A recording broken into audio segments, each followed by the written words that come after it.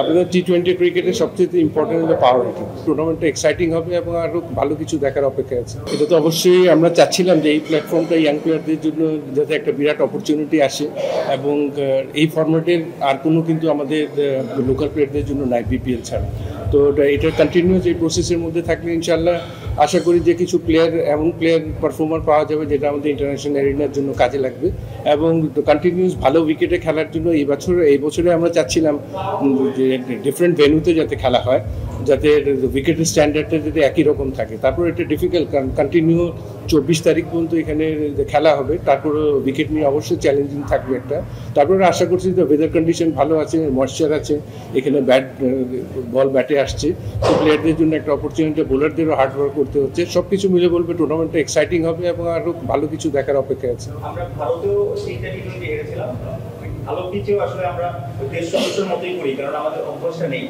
ভালো পিচে এখানে আমরা দেখলাম যে জিসান, আরেক মাঠে নাইম, তারপর আরিফুল, এই যে 200-250 স্ট্রাইকারে ব্যাটিং করছে, অভ্যাসটা থাকলে তো ইন্টারন্যাশনাল ক্রিকেটে ফায়দা পাবে বাংলাদেশ।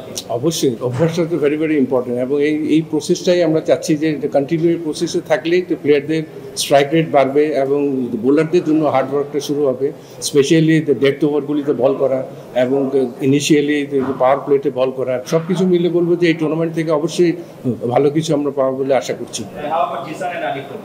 ট্রিভান্ডাস প্রথম ম্যাচটাই যে ট্রিভান্ডাস ব্যাটিং করেছে এবং প্রতিটা শটে আমার কাছে মনে হয়েছে যে ওয়েল ম্যাচিউরড ইনিংসগুলি খেলেছে। অবশ্যই ওদের জন্য দোয়া থাকবে ইনশাল্লাহ কন্টিনিউ যাতে ভালো প্রসেসে থাকে।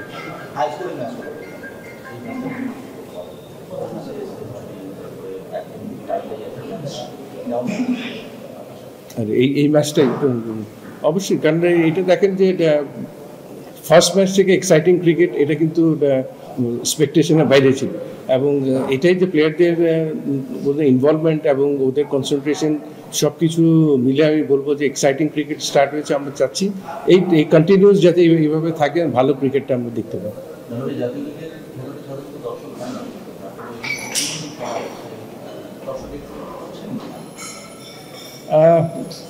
এটা তো ওইভাবে ডিসক্রাইব করে ডিফিকাল্ট, এটা টাইম টু টাইম এটা বলা যাবে যে কী করা যায়।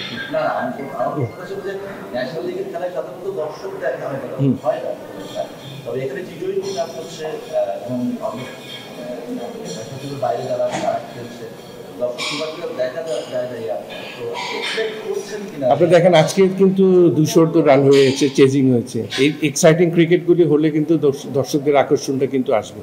তো এই যে এটার জন্য কিন্তু দরকার পারফরমেন্স, এবং প্লেয়ারদের মাঠের পারফরমেন্স, ম্যাচের স্ট্যান্ডার্ড যদি একটা ভালো পর্যায়ে থাকে, দর্শক কিন্তু অটোমেটিক আসবে। আর এখানে আবার লাইভ টেলিকাস্ট হচ্ছে, যার কারণে হয়তো বা এটা হচ্ছে মানুষের মনে কিন্তু এখনও ঢুকে নেয়। আমার মনে হয় যে ফার্স্ট ম্যাচটা দেখে হয়তো আকর্ষণটা বাড়বে, তারপর দর্শকদের মনে আসা শুরু হবে। আশা করি যে সামনের ম্যাচগুলি থেকে অবশ্যই আসা শুরু হবে।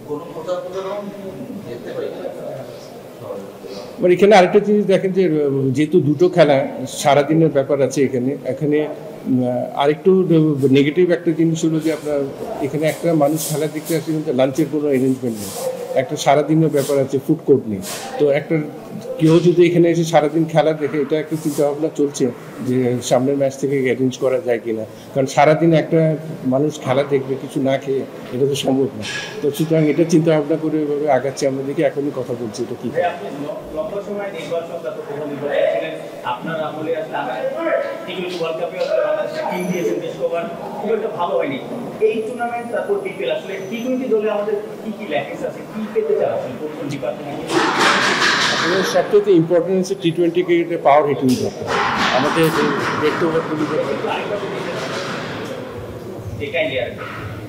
আপনাদের টি-20 ক্রিকেটে সবচেয়ে ইম্পর্টেন্ট হলো পাওয়ার হিটিং।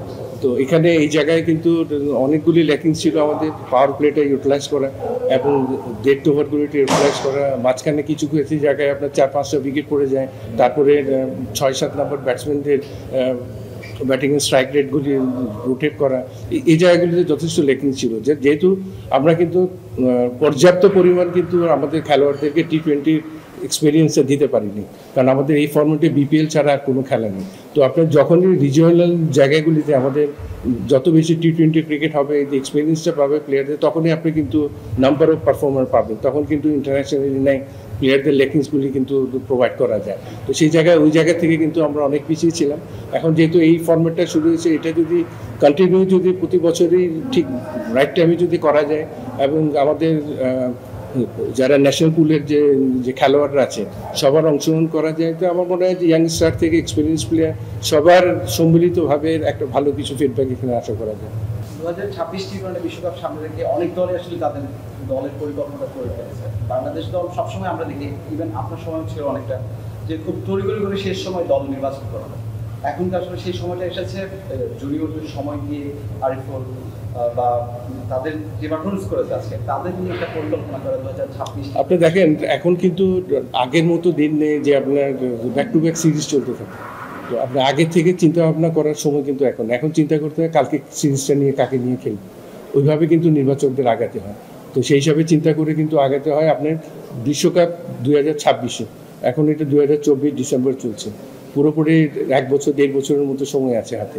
এখানে কিন্তু অনেকগুলি সিরিজ খেলবে, প্লেয়ারদের ফিটনেস, প্লেয়ারদের ইনজুরি কোনো সমস্যা থাকে কিনা, সব কিছু চিন্তা ভাবনা করে অ্যাটলিস্ট আপনার 2 থেকে 3 মাস আগে কিন্তু টিমটা ঠিক করতে হয় বিশ্বকাপে কোন স্কোয়াডটা খেলবে। এর বাইরে কিন্তু ওইভাবে চিন্তা করা যায় না। ঠিক আছে, থ্যাংক ইউ।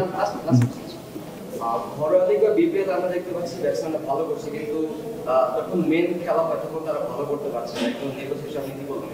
এটা তো অবশ্যই ডিজার্টিং, কারণ সবসময় আপনি দেখেন যে ইন্টারন্যাশনাল এবং ডোমেস্টিক ক্রিকেট কিন্তু অনেক ডিফারেন্ট। এটা কিন্তু আমাদের সবাইকে মানতে হবে। যে খেলোয়াড়কে দেখবেন যে 90 to 95% ডোমেস্টিকে পারফর্ম করে যায়, ইন্টারন্যাশনালি গিয়ে কিন্তু 60-65% করে। তো সেই হিসাবে চিন্তা করেন, কিন্তু কন্টিনিউ ভালো খেলার জন্য ভালো এক্সপিরিয়েন্স দরকার ডোমেস্টিকে।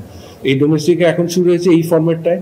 আশা করছি দেখেন সামনে হয়তো 1 বছরের মধ্যে টি-20 ফর্ম্যাটে কিছু ভালো দিক দেখবো।